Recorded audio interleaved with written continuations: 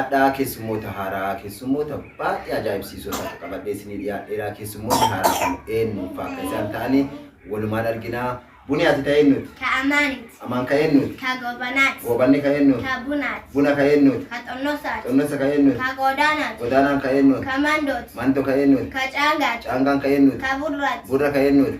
Ka Goljaat. Goljaan ka eenyuti? Ka Aliit. Ali ka eenyuti? Ka Algalliit. Algalli ka eenyuti? Ka Unshoot. Unsho ka eenyuti? Ka Kununshoot. Unsho ka kununshooti? Ati gosa tami? Abboota. Balbala tami? Algaloo. Saba kami? Oromoo. Biyyi tee hoo? Oromiyaa.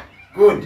Morkata ati ka eenyuti? Ka Amaanit. Amaan ka eenyuti? Ka Gobanaa. Gobanni ka eenyuti? Ka Bunaa. Buna ka eenyuti? Ka Xonnosaa. Xonnosa ka eenyuti? Ka Godaanaa. Godaanaan ka eenyuti? Ka Mandoo. Mando ka eenyuti? Ka Caangaa. Caangaan ka eenyuti? Ka Burraa. Burra ka eenyuti? Ka Goljaa. Goljaan ka eenyuti? Ka Ali. Ali ka eenyuti? Ka Algalli. Algalli ka eenyuti? Ka Ush. Unsho ka eenyuti? Ush. Ka Gurusho. Ka kununshooti? Haya, ati gosa kami? Abboot. Balbala tami? Algaloo. Ati saba kami? Oromoo. Biyyi tee hoo? Oromiyaa. Good.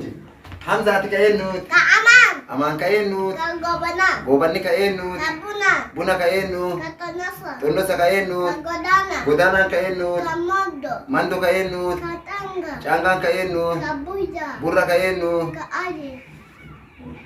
Burra ka eenyuti?